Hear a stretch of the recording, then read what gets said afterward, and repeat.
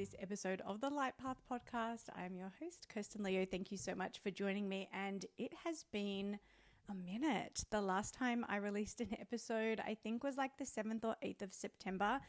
This isn't going out to mid-October, so I've had an unexpected, definitely unplanned for month and a half off releasing episodes to you guys, purely because I wasn't creating them. And so on today's episode, I just kind of want to go into that and where I've been, what I've been doing, why I haven't released. And maybe through this explanation of where I've been, it might give you a little bit of resonance to maybe what you're going through. Because I think that what I've been going through is normal. It is part of what the collective has been going through, because obviously I see it online, but also I'm experiencing it. But also I'm still doing bucket loads of readings for you guys, and so the people that are coming to me are going through similar things in their own unique ways. So let's talk about the disruptive energy of 2025 and how it is taking its toll. Now, this is not a Debbie Downer episode. I definitely am not going to come on here just to whinge to you about how hard it's been, but I do just want to give you my side of the coin or my side of the story, because like I said, you may resonate with it.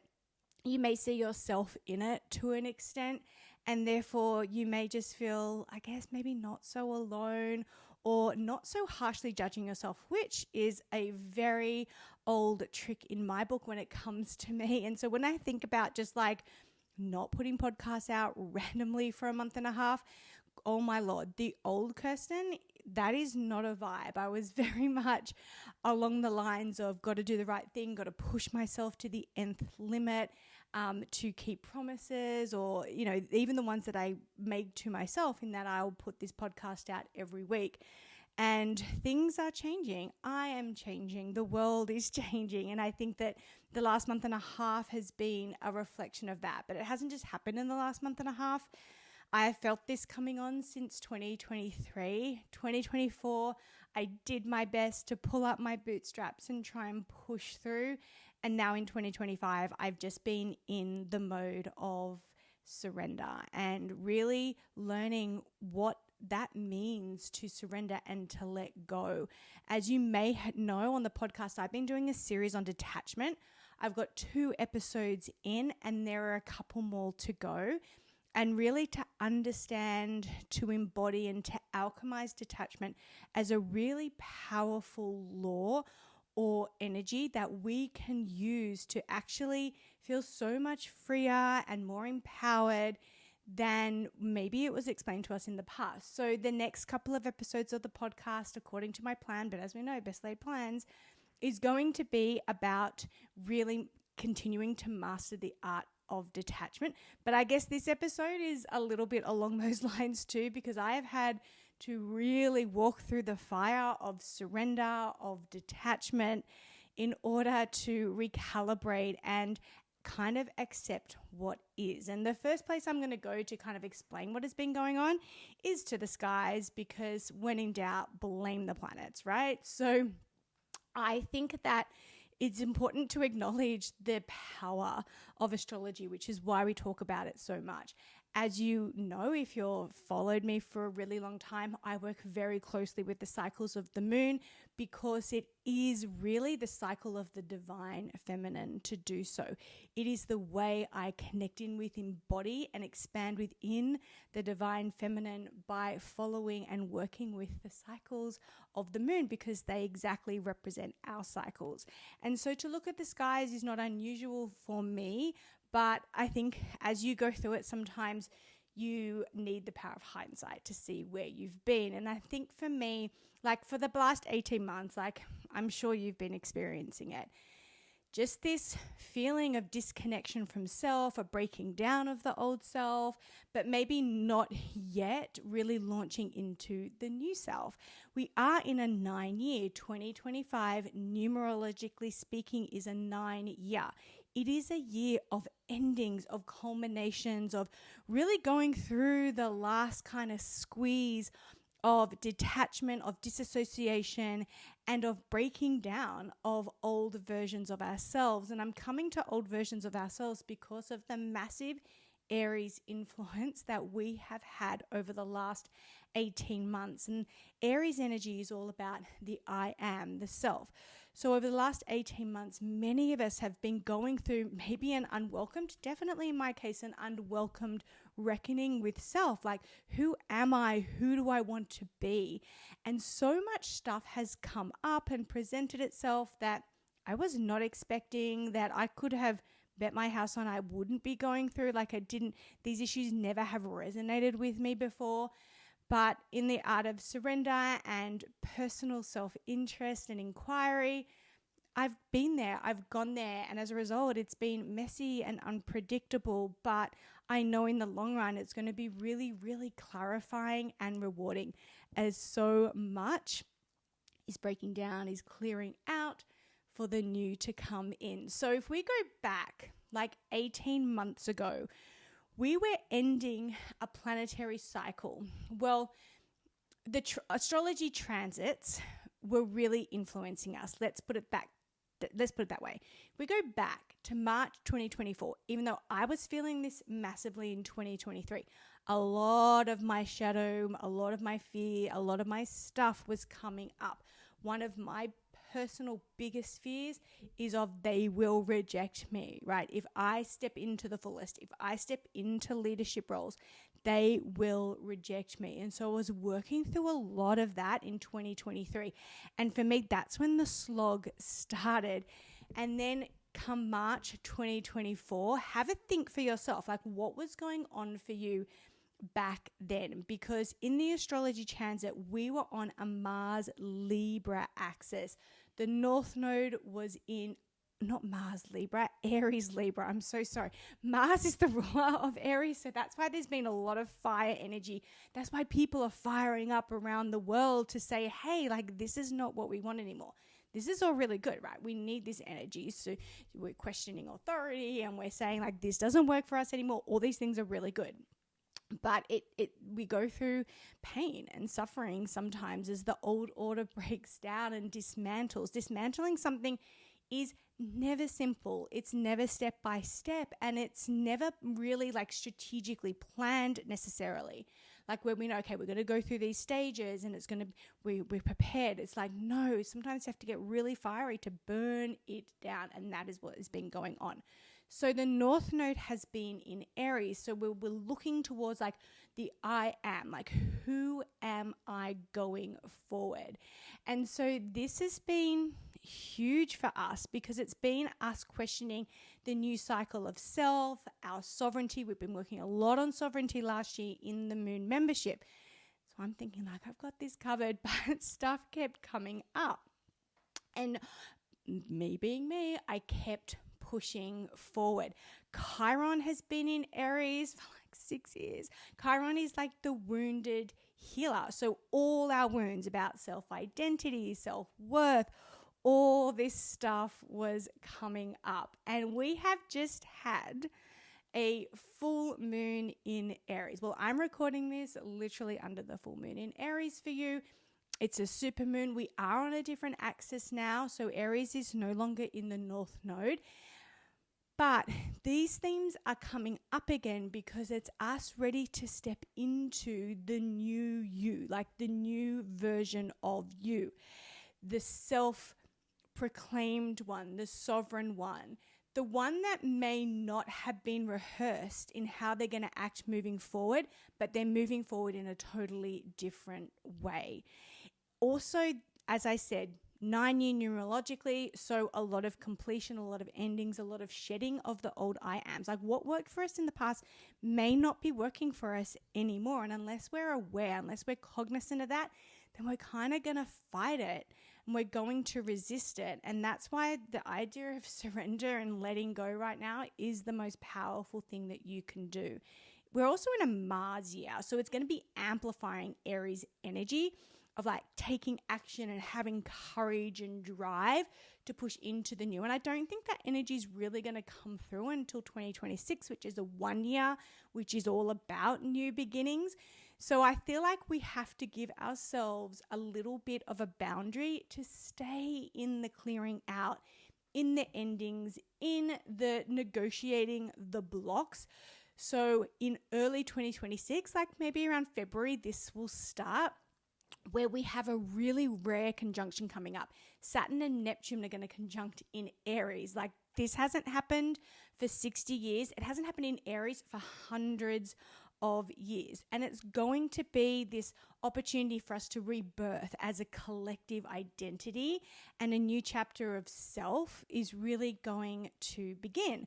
So what do we do in the meantime? Well, it's all about like reflecting on, well, where are the parts of us that are not working? Where can I surrender a little bit more? Where do I maybe need to pull back, like that Sagittarius energy of the arrow, pull back in order to spring forward? And that's where I've really been this past year. So I've been really struggling.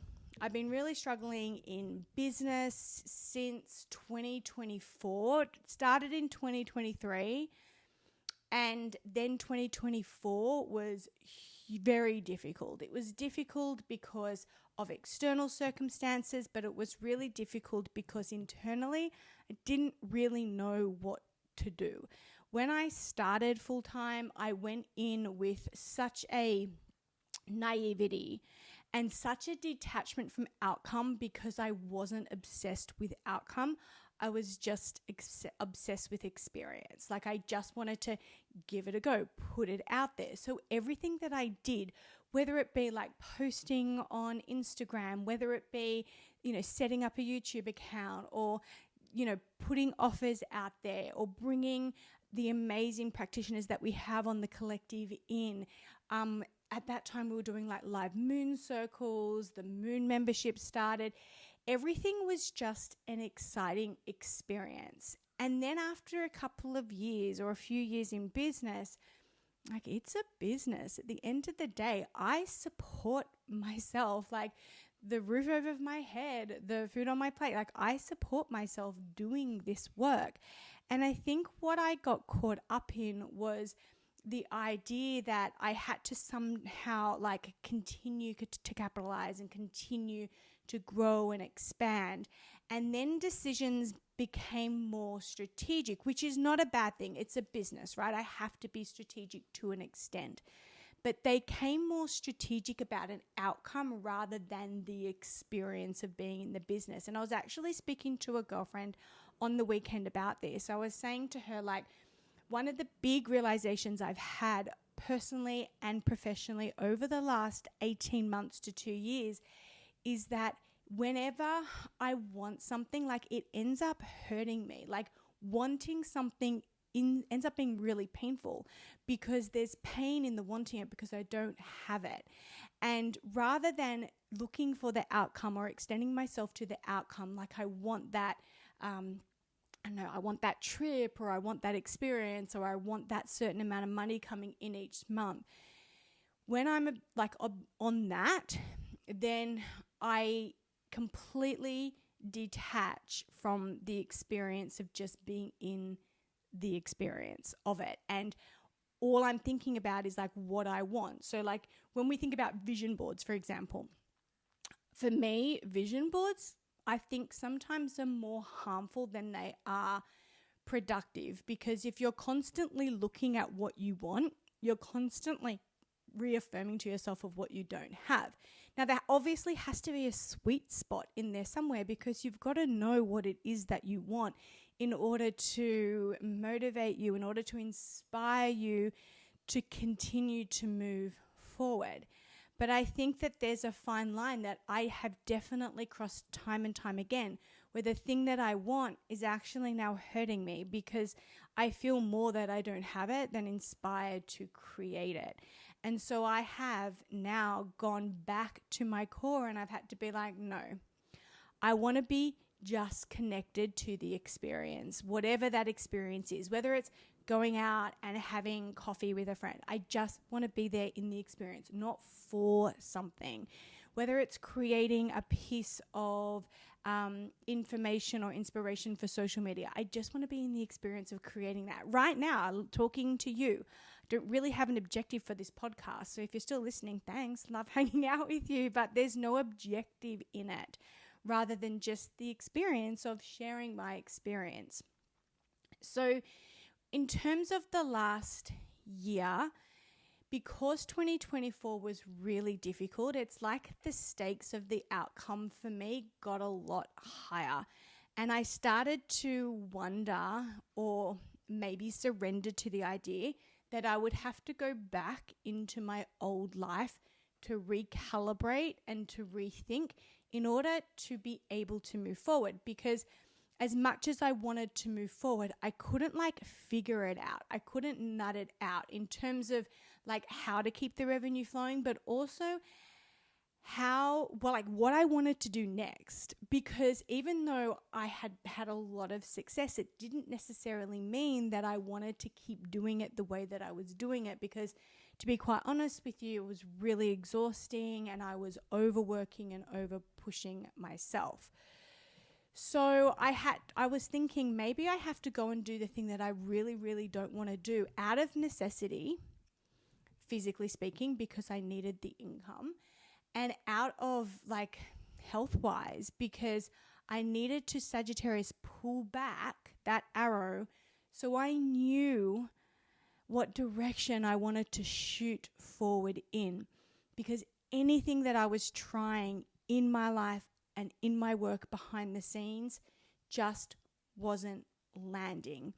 And I was trying to do what I thought I should do or what I wanted to do, but it just wasn't flowing and it just wasn't being received. So I've been guided by many other amazing guides and astrologists that a big part of maybe my path here is to be outspoken, is to share with others. And I'm a projector in human design, which understanding my human design has massively helped me this year and putting stuff out there. But whenever I thought, okay, I'm going to write a book, and I have 5 books ready to go. But every time I went to really sit down and write them, they're all planned out, the concepts are all there. But every time I went to write them, I was struck with something that I've never been struck with before. And it hit me out of the blue, and I did not know what to do with this because I've never experienced this emotion before.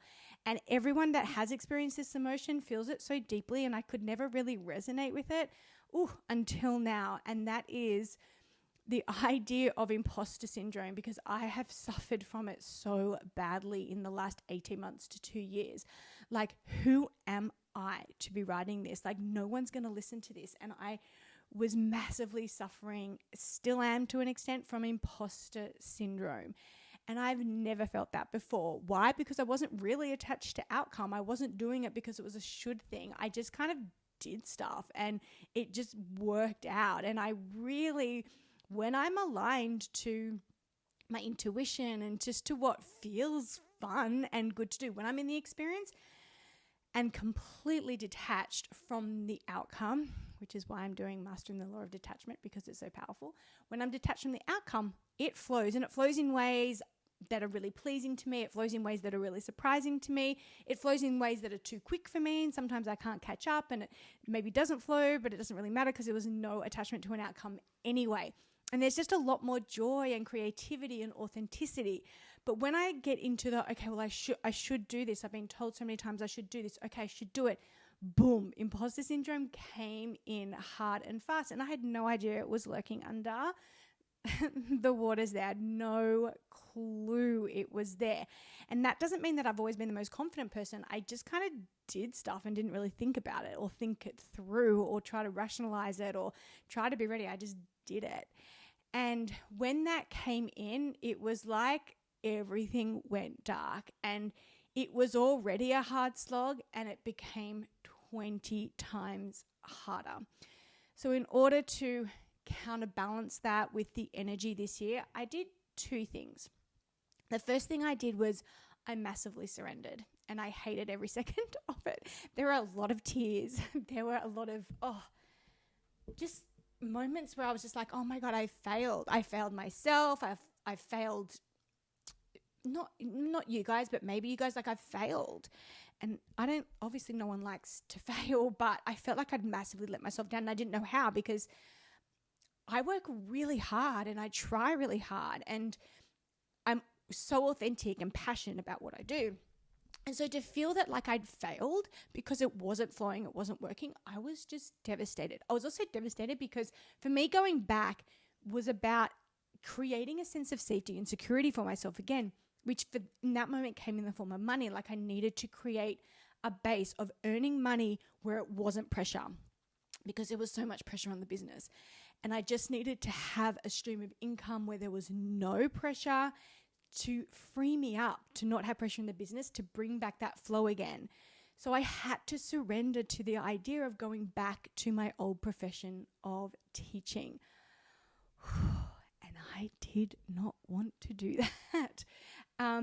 But when you surrender, the most amazing things can happen. Like the universe will reorganize itself for your highest good. I knew I needed to surrender. I knew I needed that stable income. I knew I didn't want to go back to teaching, obviously. But I knew that it would absolutely serve and soothe all the pressure that I was putting on myself. So in that surrender, I started putting myself out there to get some teaching work. Crickets. I was hearing nothing. So I was like, see, the universe really doesn't want me to be back in the classroom because I don't really want to be back in the classroom. See? And it was so weird because I'm really like crazily qualified for what I do. Not in terms of like, well, yes, in terms of years I've been doing it, but also in terms of my qualifications. And it was around, gosh, I can't even remember what it was, maybe around May. So I've been trying to put myself out there. I was getting nothing, right? So I was like, oh my gosh, like what is going on? And two things happened around May, I think. It was around the month of May. So the first thing that happened is I was having a conversation with a neighbor. And I know she's a university lecturer. And I was saying to her, like, oh, do you know what would be like a really good job? I'd love just to supervise students as they go out on their prac for teaching, like when they go out and practice teaching. And she's like, oh, like, why don't you look up for that job? Like, universities are always looking for people. I'm like, oh, are they? I kid you not. I got off the phone to her. Even though we live next door to each other, we're on the phone to each other, but it was like 8:00 on a Sunday night. I hung up and just out of curiosity, I literally looked up one of the universities that I went to. I've got a few degrees, but I've done 2 degrees at one particular university. I looked up and they were advertising that exact job and the applications closed at midnight that night. So I was like, oh my goodness. So of course I quickly had to figure out how to write an academic resume and I quickly wrote my cover letter and put it in and sent it off. I didn't hear anything for a month, but within that month, I ran into an old colleague of mine who I really respect and adore. And she happens to be now a principal at a school so close to my home. And she's like, oh my gosh, can you get your butt down here? We would love to have you as much as you want to work, as little as you want to work. And so this stream of ease really opened up for me. And then on my birthday in July, literally on my birthday, I got a call from the national head of the School of Education at this university asking me if I would be interested in teaching the next semester there. And not just interested, she sent me an email with all these options. Like I actually got to choose what days, what classes I wanted to teach. And so I was really excited because that was going to be like guaranteed income for a whole semester of work, but also what a cool challenge. I've never lectured before. And so I was really like proud of myself that all the work I'd done in my old career had actually led to being an academic. Like, not that I need to prove it to you, but if I did, I would say I've got like a couple of master's degrees under my belt. No plans for a doctorate. Don't need that in my life, but like I was qualified to do it. And so next thing I knew, I had security.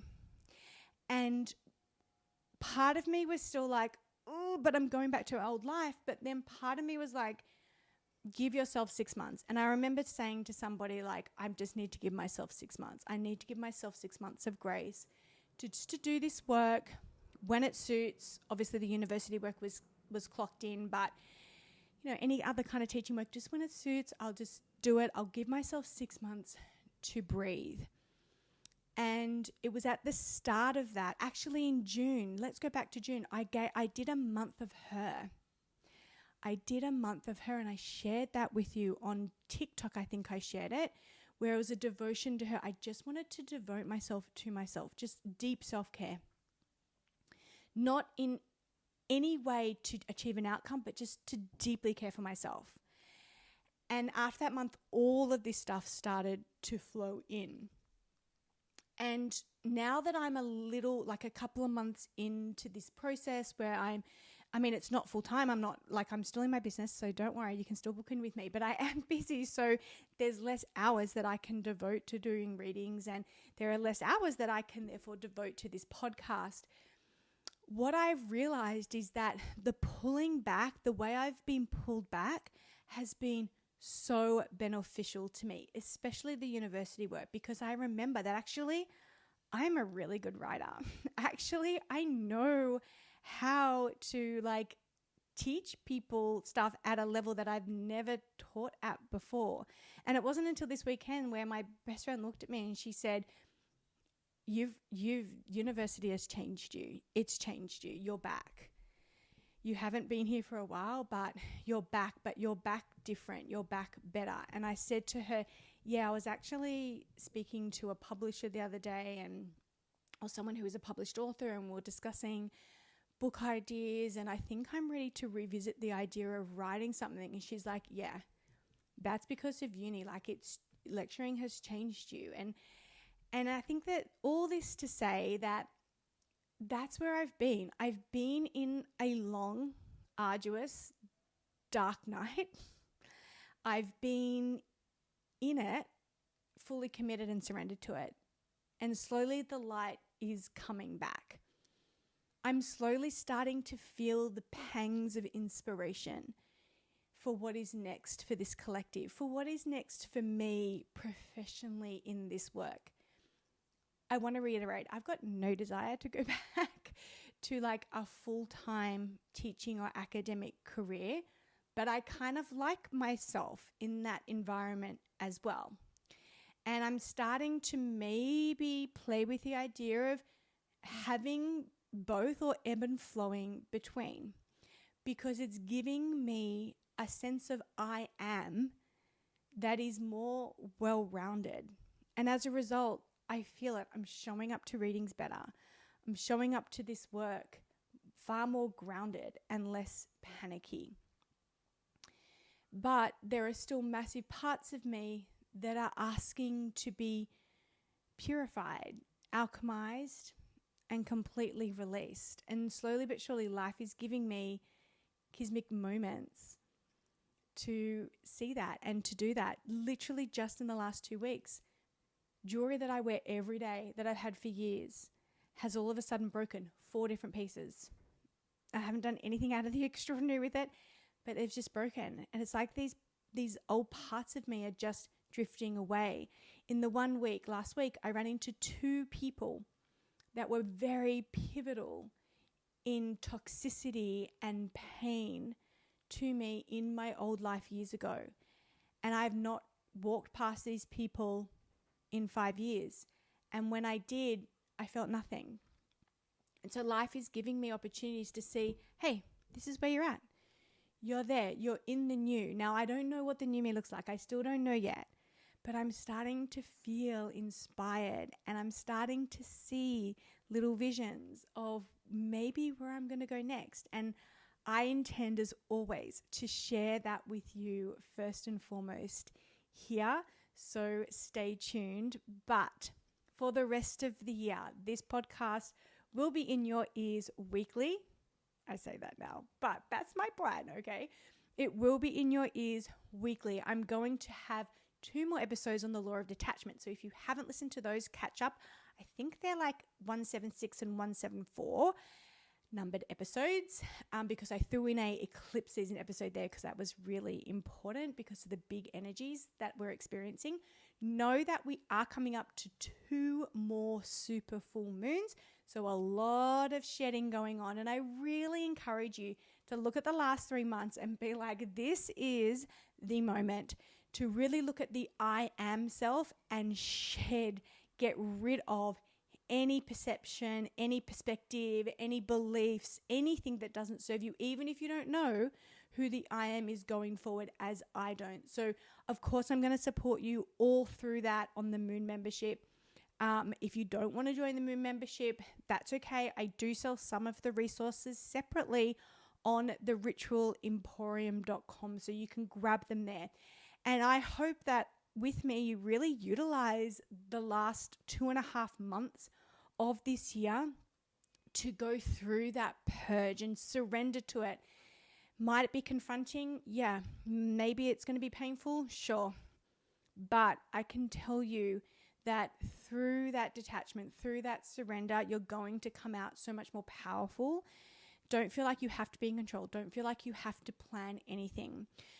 So those 2 detachment episodes are going to come out. I've got some beautiful guests on to round up the year with some beautiful wisdom about a beautiful new feminine archetype that I've never heard of before, the archetype of the medium with Athena Laz.